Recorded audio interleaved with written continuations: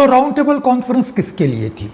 Round table conference परतंत्र भारत को औपनिवेशिक स्वराज देने के लिए, संविधान के निर्माण के लिए थी। मैं जरा केयरफुली बात करना चाह रहा हूँ।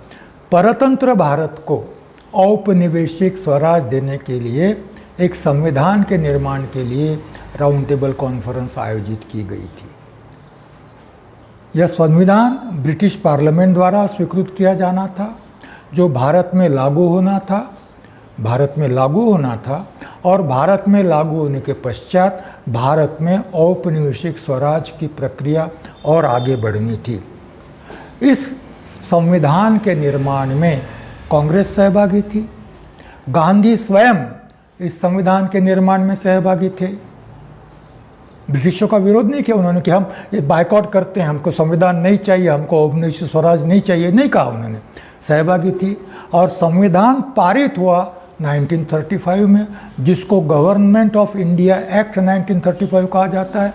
कांग्रेस के सहयोग से हुआ, भारतीय प्रतिनिधियों के सहयोग से हुआ। डॉक्टर आम्बेडकर भी थे, उसका जिक्र मैं बाद में करूंगा। 1936 में चुनाव हुए, उसके आधार पर चुनाव में कांग्रेस भी थी और कांग्रेस ने चुनाव जीते भी और अनेक प्रांतों में कांग्रेस की सत्ता भी स्थापित हुई। तो यह सहयोग था ब्रिटिशों से। गांधी जी के नेतृत्व में भी सहयोग और संघर्ष, यह दोनों नीतियां चलती थी।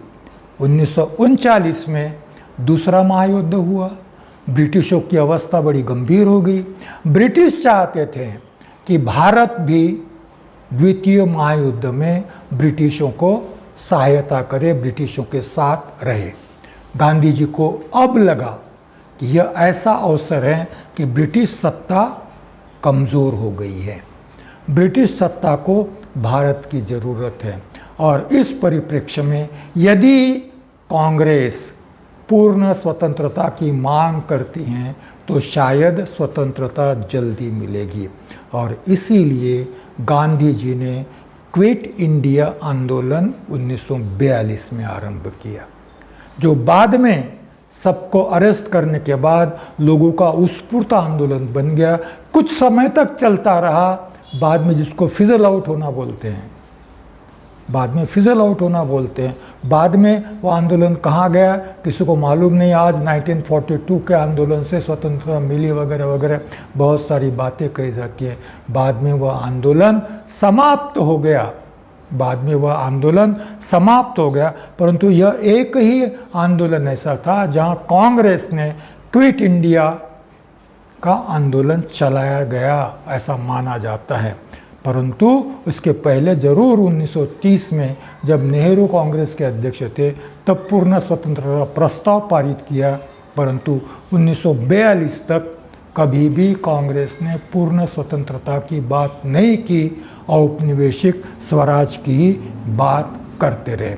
आइए 1946 ब्रिटिश पार्लियामेंट ने घोषणा की कि हम भारत को स्वतंत्रता देने जा रहे हैं। गांधी और कांग्रेस ने स्वतंत्रता छीनी, प्राप्त की, या ब्रिटिश पार्लियामेंट ने जो दिया उसको स्वीकार किया। यह मैं आपके विवेक पर छोड़ता हूँ। मैं दोहराता हूँ कि ब्रिटिश पार्लियामेंट ने प्रस्ताव पारित किया कि हम भारत को स्वतंत्रता दे रहे हैं। देने वाले ब्रिटिश पार्लियामेंट, लेने वाले कांग्रेस, पंडित जवाहरलाल नेहरू वगैरह वगैरह ये लोग थे। ठीक है, उसके बाद भी स्वतंत्र भारत होने जा रहा है। स्वतंत्र भारत के संविधान का निर्माण भारत के लोगों ने, तब तक स्वतंत्र नहीं थे, भारत के लोगों ने करना चाहिए। इसलिए संविधान सभा भी ब्रिटिश पार्लियामेंट के प्रस्ताव से अस्तित्व में आई। तो भारत की स्वतंत्रता का प्रस्ताव ब्रिटिश पार्लियामेंट का है।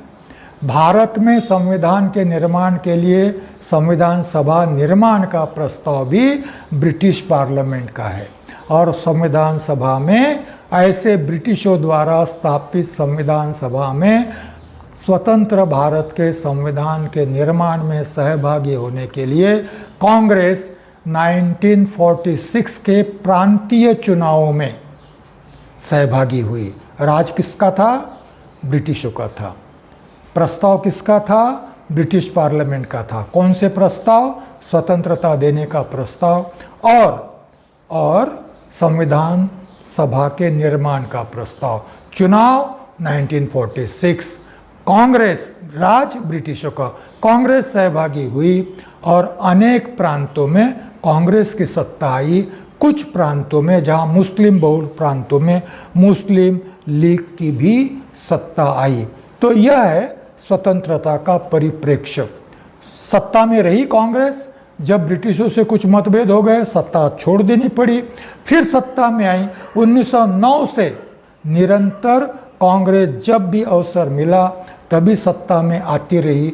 1947 तक यही प्रक्रिया शुरू रही, 1942 का क्विट इंडिया आंदोलन छोड़कर। अब अंबेडकर जी की बात करेंगे हम, डॉक्टर बाबा साहब अंबेडकर की बात करेंगे। गांधी जी के सामने केवल एक ही प्रश्न था।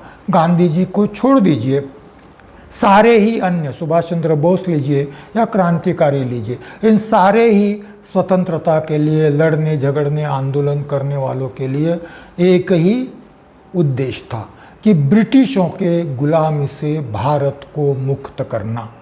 एक ही उद्देश्य था, चाहे वो सरदार भगत सिंह हो, सुभाष चंद्र बोस हो या गांधी के नेतृत्व की कांग्रेस हो। परंतु डॉक्टर बाबा साहब आम्बेडकर यह एक ही स्वतंत्र सेनानी थे जिन्होंने दो प्रकार की गुलामी को नष्ट करने के लिए अपना स्वतंत्रता आंदोलन चलाया। एक गुलामी ब्रिटिशों की गुलामी और दूसरी गुलामी अपने ही लोगों द्वारा स्थापित गुलामी। अपने ही लोग अपने ही लोगों को गुलाम करते हैं, अपने ही लोग अपने लोगों को गुलाम करते हैं। और ऐसे गुलाम को गुलाम नहीं कहते, केवल प्रजा कहा जाता है। जब अपने ही लोग अपने ही लोगों को गुलाम करते और उन पर राज करते हैं तब वह प्रजा होती है। उदाहरण के तौर पर 15 अगस्त 1947 से 26 जनवरी 1950 तक हम प्रजा थे। हम लोग नहीं थे, हम प्रजा थे, परंतु हम अपने ही लोगों द्वारा शासित प्रजा थे। आज की तुलना में भी हम अपने ही चुने हुए लोगों द्वारा शासित प्रजा है। और इसीलिए मैं इस 75वें स्वतंत्रता दिवस पर अपने आप को प्रजा मानता हूँ, परतंत्र मानता हूँ। आज भी मैं प्रजा हूँ। तब परंतु संविधान ने मुझे लोग बनाया। संविधान ने बनाने के बाद आज तक मैं लोग नहीं बन पाया, यह अलग बात है। तो डॉक्टर आम्बेडकर दो प्रकार की स्वतंत्रता के लिए लड़ते थे।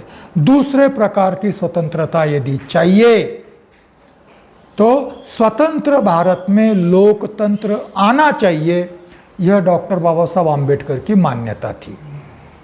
दूसरे प्रकार की स्वतंत्रता यदि चाहिए तो स्वतंत्र भारत में लोकतंत्र आना चाहिए, यह डॉक्टर आम्बेडकर की मान्यता। इसीलिए ब्रिटिशों से जब भी बात करते थे, ब्रिटिशों से जब भी संघर्ष करते थे, ब्रिटिशों से जब भी सहयोग करते थे, तब वह कहते थे कि we want freedom but we want freedom with democracy. We want freedom but we want freedom with democracy, democratic Republic.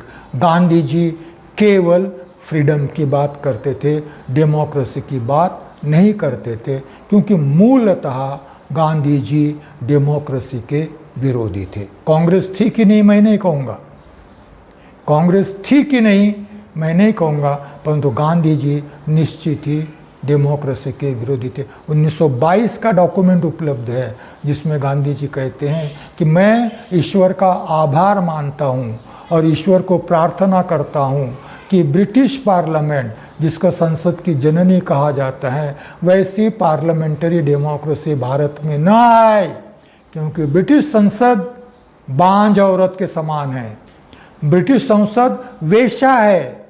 ऐसी डेमोक्रेसी भारत में नहीं चाहिए, परंतु डॉक्टर आम्बेडकर ने वही डेमोक्रेसी भारत में लाई है।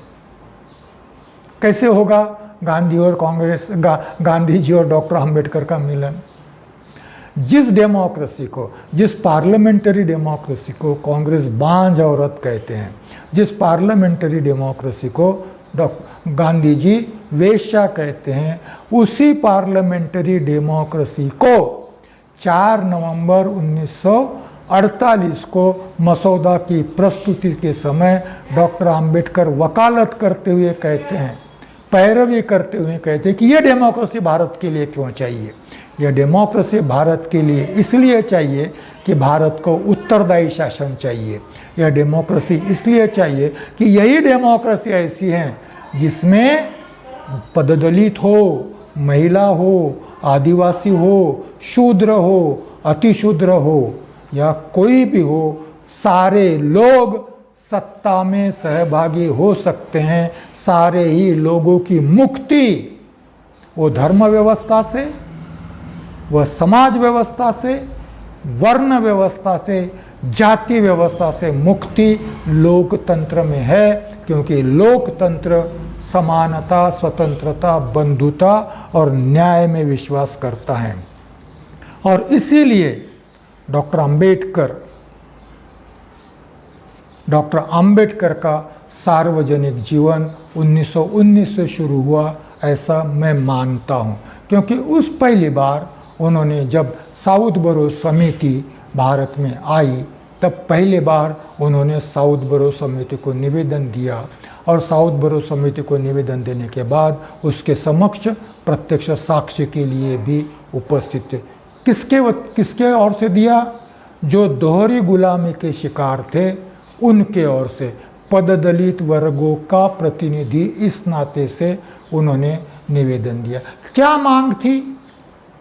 सिंपल मांग थी कि यदि ब्रिटिश शासन भारत के लिए औपनिवेशिक स्वराज की बात करते हैं, क्योंकि उस समय कोई भी पूर्ण स्वराज की बात नहीं कर रहा था, यदि औपनिवेशिक स्वराज की बात करते हैं, इसका मतलब भारतीयों को सत्ता में भागीदारी की बात की जाती है। तो भाई, भारतीयों को सत्ता में भागीदारी की बात की जाती है, पददलित भी भारतीय है। क्या ब्रिटिश हमको भारतीय प्रजा नहीं मानती? ब्रिटिश हमको भारतीय प्रजा नहीं मानती, फिर हमारे साथ भेदभाव क्यों? अन्यों को आपने वोटिंग राइट्स दे दिए, हमें क्यों नहीं वोटिंग राइट्स? हमें भी वोटिंग राइट्स चाहिए, हमें भी सत्ता में भागीदारी चाहिए, हमें भी प्रतिनिधित्व चाहिए, क्योंकि हम भारतीय हैं, हम भी स्वतंत्र होना चाहते हैं। ब्रिटिशों की गुलामी के लिए वोटिंग राइट नहीं, भारत के लोगों की स्वतंत्रता के लिए वोटिंग राइट्स। जो ब्रिटिशों के भी गुलाम हैं और भारतीयों के भी गुलाम हैं, उनको भी अन्य उनको गुलाम बनाने वाले भारतीयों के साथ साथ उनको भी सत्ता में सहभाग का अवसर मिले। इसलिए पहली बार डॉक्टर आम्बेडकर ने पददलित वर्गों के लिए वोटिंग राइट्स की बात की और सत्ता में प्रतिनिधित्व की बात की। जब कांग्रेस प्रतिनिधित्व मांगती है तो वो स्वराज्य की ओर जा रही होती। बाबा साहब यदि प्रतिनिधित्व मांगते हैं तो ऐसे ही मान लेना चाहिए कि वो भारत के स्वतंत्रता की ओर जाने के लिए प्रतिनिधित्व की मांग कर रहे थे। दोनों की मांग में तो कोई अंतर नहीं है, परंतु एक मांग केवल उच्च वर्ण के लिए प्रतिनिधित्व की थी, दूसरा उच्च वर्ण के साथ साथ पददलितों के लिए भी प्रतिनिधित्व मांग रहा था। और दोनों मिलकर हम ब्रिटिशों से भी मुक्त होंगे और अपने ही लोगों की गुलामी से मुक्त होंगे। 1919 बाद में 1928 साइमन कमीशन को सारे ही भारतीयों ने पढ़ना चाहिए। डॉक्टर आम्बेडकर केवल ऐसे व्यक्ति थे जिन्होंने साइमन कमीशन के समक्ष साक्ष्य देते हुए पददलितों को, आदिवासियों को और सारे ही महिला पुरुषों के लिए adult franchise, universal adult franchise, सार्वजनिक मताधिकार की बात की। मताधिकार मतलब डेमोक्रेसी, डेमोक्रेसी मतलब स्वतंत्रता। परतंत्र में डेमोक्रेसी नहीं होती, परतंत्र में डेमोक्रेसी नहीं होती। और डेमोक्रेसी नहीं होने की वजह से ही ब्रिटिशों ने सीमित मताधिकार दिया था, क्योंकि भारत स्वतंत्र नहीं था। परंतु भारत के स्वतंत्रता का सपना देखने वाले डॉक्टर अंबेडकर सबके लिए वोटिंग राइट्स मांगते हैं। और भारत के ही लोग जो साइमन कमीशन पर बैठे हुए थे, वो डॉक्टर अंबेडकर से पूछते हैं, ये अनपढ़ गंवार लोग, इनको वोटिंग राइट यदि मिला तो क्या आपको लगता है कि ये अपने हित में इसका उपयोग करेंगे? डॉक्टर अंबेडकर कहते हैं, भाई 1927 के पहले जो चुनाव हुआ, आप तो चुनकर आए ना, आपको तो इन्हीं लोगों ने सत्ता में बिठाया ना, मुंबई प्रदेश में आपकी तो सत्ता है ना, और मुझे भी ब्रिटिश सरकार ने बड़ा उदार होकर मुझे भी वहाँ पर मनोनीत प्रतिनिधि के तौर पर भेजा है ना। तो क्या इन लोगों ने, यह लोग मताधिकार का उपयोग नहीं कर सकते? भारतीय सार्वत्रिक मताधिकार का विरोध करते थे वहाँ बैठे हुए, परंतु डॉक्टर अंबेडकर सार्वत्रिक मताधिकार की बात करते हैं। 1930, 31, 32 round table conference, round table conference में, राउंड टेबल कॉन्फ्रेंस में डॉक्टर अंबेडकर 20 नवंबर या 20 सितंबर हो सकता है 1930, डॉक्टर बाबा साहब अंबेडकर का राउंड टेबल कॉन्फ्रेंस में पहला भाषण। जब बाद में गांधी जी शामिल हुए, गांधी जी सहित सारे ही भारत के प्रतिनिधि औपनिवेशिक स्वराज की बात कर रहे थे, तब राउंड टेबल कॉन्फ्रेंस में माननीय डॉक्टर बाबा साहब अंबेडकर, ब्रिटिश प्राइम मिनिस्टर उस समय उस परिषद के अध्यक्ष थे, उनको संबोधित करते हुए कहते हैं, president, mister president, we don't want your bureaucratic government in India, we want government of the people, by the people and for the people. मैं दोहराता हूँ, जबकि सारे ही भारतीय प्रतिनिधि औपनिवेशिक भारत का, परतंत्र भारत का ब्रिटिशों द्वारा निर्मित संविधान के निर्माण की प्रक्रिया में सहभागी होने के लिए वहाँ उपस्थित थे, उस समय माननीय डॉक्टर बाबा साहब अंबेडकर ब्रिटिश प्रधानमंत्री को कहते हैं कि we don't want your bureaucratic government, we want government of the people, by the people, for the people. Democracy चाहिए, केवल भारत स्वतंत्र नहीं चाहिए, स्वतंत्र भारत में डेमोक्रेसी चाहिए। किसी भी भारतीय प्रतिनिधि की हिम्मत नहीं होती थी ब्रिटिशों को बोलने। और उन्हीं भारतीय प्रतिनिधियों में से कुछ लोगों ने पूछा कि आप डेमोक्रेसी मांग रहे हो, आप सबके लिए वोटिंग राइट्स मांग रहे हो, क्या फिर से यह लोग वोटिंग राइट्स का उपयोग कर लेंगे? तो डॉक्टर अंबेडकर उनसे पूछते हैं, आप यहाँ किस लिए आए हैं? आप यहाँ औपनिवेशिक स्वराज की मांग करने के लिए आए हैं। यदि सार्वत्रिक मताधिकार का विरोध करते हैं तो आप औपनिवेशिक स्वराज किसके लिए मांगते हैं? आप औपनिवेशिक स्वराज किसके लिए मानते हैं? सवर्णों के लिए, उच्च भ्रू के लिए, अभिजनों के लिए मानते हैं। और फिर डॉक्टर अंबेडकर बड़े दुख से कहते हैं कि मैं अपने आप को धन्यवाद देता हूं कि मैं आप जैसा देशभक्त नहीं हूं। मैं अपने आप को धन्यवाद देता हूं कि मैं आप जैसा देशभक्त नहीं हूं जो उच्च वर्ण की वकालत करने के लिए यहाँ उपस्थित है। और जब मैं आम आदमी की, दलितों की, जो व्यवस्था के गुलाम हैं, उनके लिए वोटिंग राइट्स मांगता हूँ, उनके लिए स्वतंत्रता मांगता हूँ, तब उनका विरोध करते हैं। मुझे फक्र है अपने आप पर, मुझे गर्व है अपने आप पर कि मैं आप जैसा देशभक्त नहीं हूँ, आपके कैटेगरी से मैं अलग हूँ। यह है डॉक्टर आम्बेडकर किसकी स्वतंत्रता की बात करते थे, और राउंड टेबल कॉन्फ्रेंस में बैठे हुए लोग किसके स्वतंत्रता के लिए बात कर रहे थे। यह भेद समझ लेना चाहिए। यह दृष्टि का भेद है, यह समझने का भेद है, यह जानने का भेद है। यह थे डॉक्टर आम्बेडकर 1932 में। सबसे क्रिटिकल ईयर 1942 है, सबसे क्रिटिकल ईयर 1942 है। 1942 में गांधी जी की नीति के बारे में मैंने बात की थी, परंतु 1942 के संबंध में डॉक्टर आम्बेडकर पर गांधी जी को मानने वाली कांग्रेस, गांधी जी सहित बड़ी कठोर आलोचना डॉक्टर आम्बेडकर की गई, और उसी के चलते डॉक्टर आम्बेडकर संविधान सभा में प्रवेश नहीं कर सके। इसके भी प्रयास कांग्रेस ने 1946 में किए। 1946 तक 47 तक स्थिति बदल गई थी, जिसका उल्लेख मैंने किया था। क्या था 1942 का विशेष? 42 का विशेष यह था, अभी कल परसों कांग्रेसियों ने मुक्ति दिवस मनाया, क्विट इंडिया मूवमेंट का, 9 अगस्त 1942 को। 9 अगस्त 1942 को मैं कांग्रेसियों को चाहूँगा कि वह शेषराव मोरे द्वारा लिखित पार्टीशन ऑफ इंडिया किताब पढ़े, मराठी में अवेलेबल है, और फिर 42 के बारे में उनको विस्तार से जानकारी मिलने की संभावना है। मैं किताब बताऊंगा आपको, अभी टीवी पर ही बताऊंगा, उस किताब को ज़रूर पढ़े आप। जो 9 अगस्त 42 सेलिब्रेट करना चाहते हैं, उन्होंने शेषराव मोरे जी की किताब अवश्य पढ़नी चाहिए।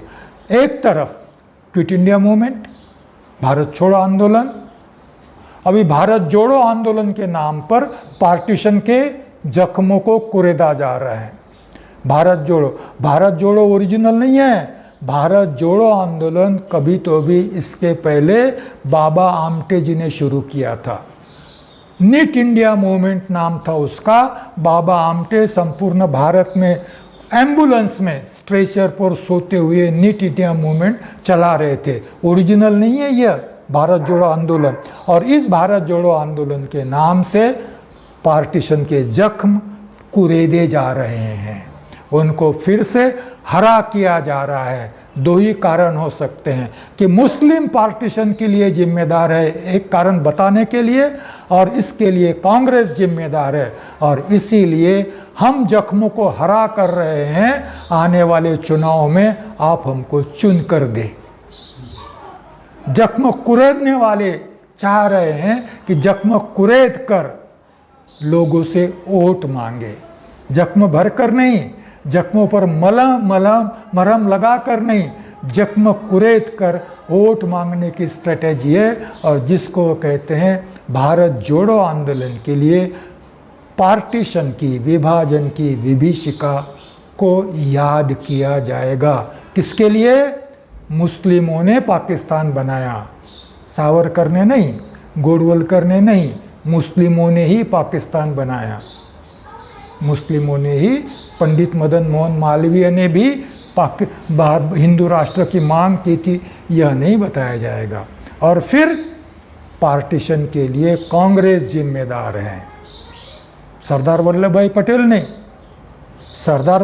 पटेल नहीं, शायद गांधी जी भी नहीं, नेहरू की कांग्रेस जिम्मेदार है।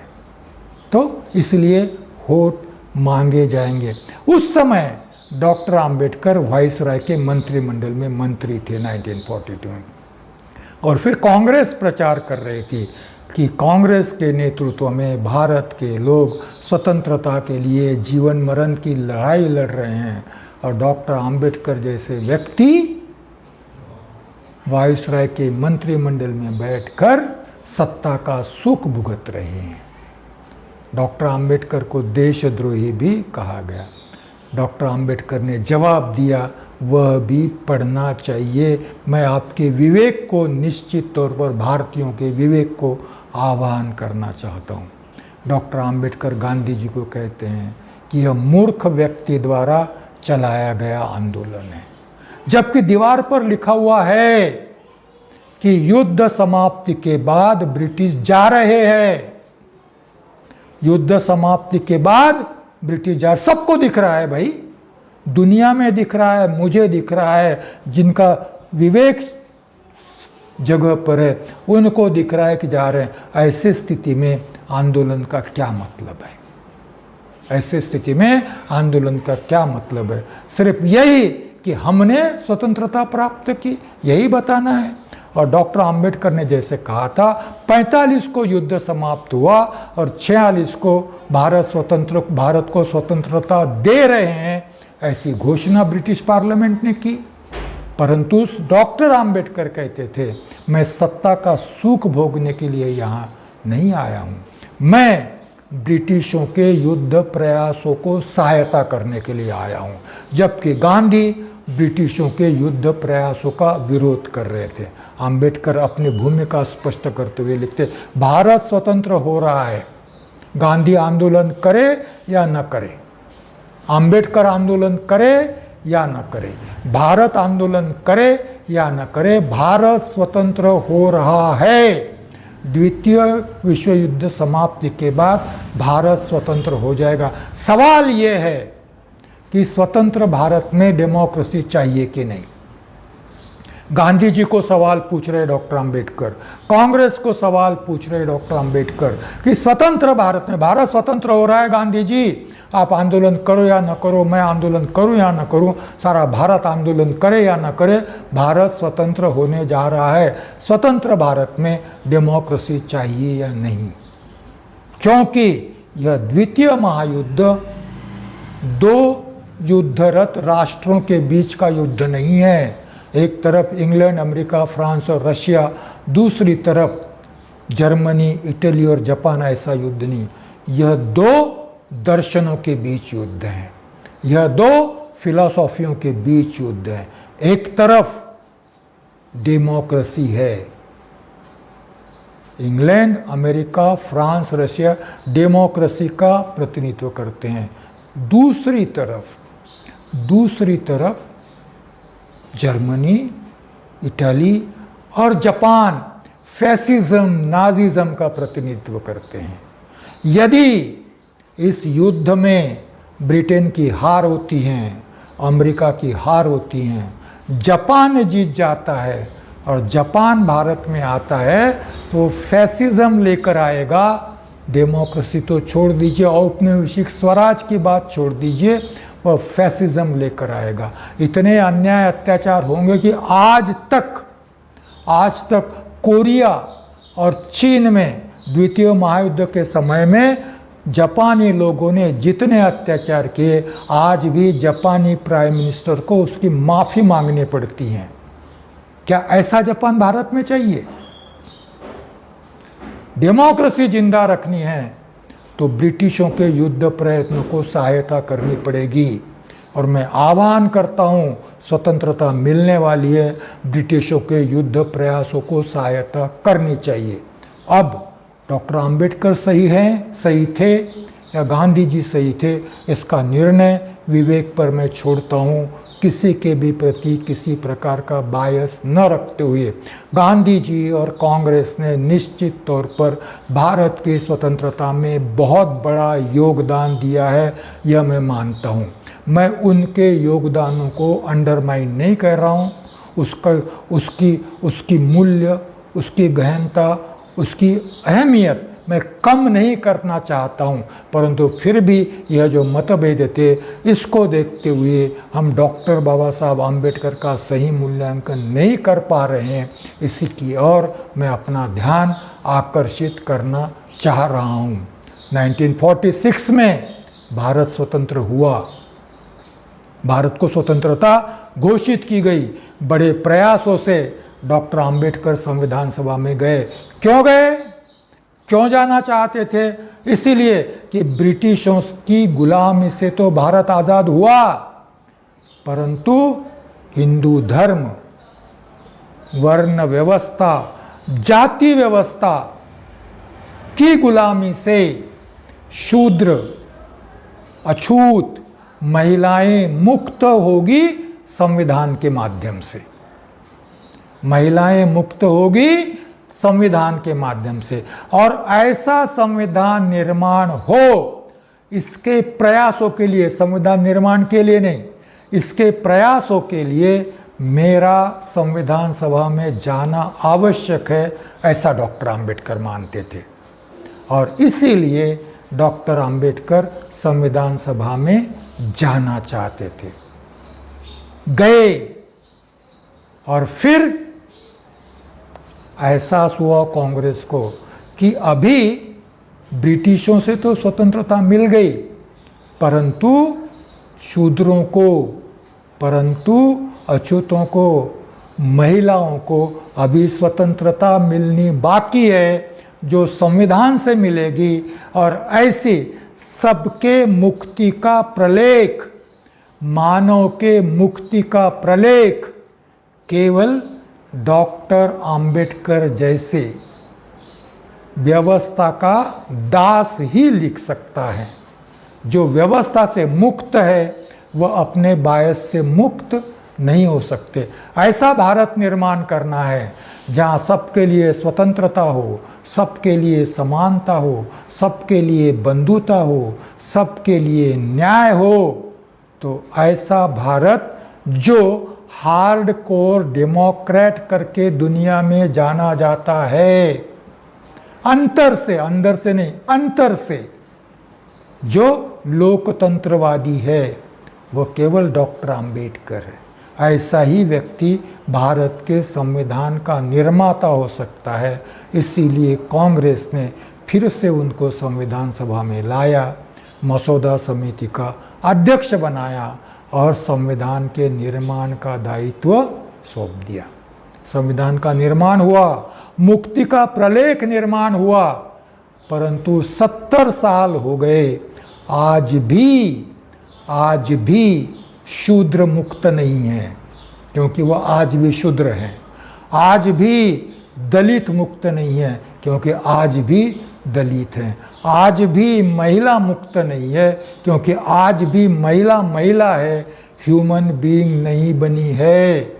आज भी महिला महिला है, ह्यूमन बीइंग नहीं बनी है। क्योंकि आज भी महिलाओं की जब बात आती है तो महिला कहीं पर भी सुरक्षित नहीं है। यह असुरक्षित महिला पुरुष के संरक्षण के सिवा सुरक्षित नहीं रह सकती, ऐसा माना जाता है इस व्यवस्था में। तो क्या महिला मुक्त है? इसीलिए संविधान निर्माण के बाद भी धर्म से, वर्ण से, जाति से, लिंग भाव असमानता से भारत को मुक्ति नहीं मिली है। मुक्ति का संग्राम, दूसरी गुलामी से मुक्ति का संग्राम आज भी शुरू है। और जब तक भारत दूसरी गुलामी से मुक्त नहीं होता, तब तक मैं अपने आप को मुक्त भारत का स्वतंत्र नागरिक नहीं मान सकता। जो भी इस गुलामी से पीड़ित हैं, कल के शूद्र, आज के ओबीसी, जो भी इस गुलामी से पीड़ित हैं, कल के अछूत, आज के अनुसूचित जाति के लोग, जो भी इस गुलामी से पीड़ित हैं, कल की भारतीय महिला और आज की भी भारतीय महिला, इन्होंने सोचना चाहिए कि क्या हम स्वतंत्र हैं? नहीं है तो 75वां स्वतंत्रता दिवस हम क्यों मनाएं? उस दिन मनाएंगे जब हम इन दासताओं से अपने ही लोगों द्वारा लादी गई, ये बाहर के लोगों ने नहीं लादी हैं, अपने ही लोगों द्वारा लादी गई दासता से मुक्त नहीं होते, तब तक हम स्वतंत्रता दिवस कैसे मना सकते हैं? डॉक्टर आम्बेडकर ने अपनी तरह से भारत की स्वतंत्रता के लिए प्रयास किए और भारत के लोगों को दूसरी गुलामी से मुक्ति देने के लिए भी प्रयास किए।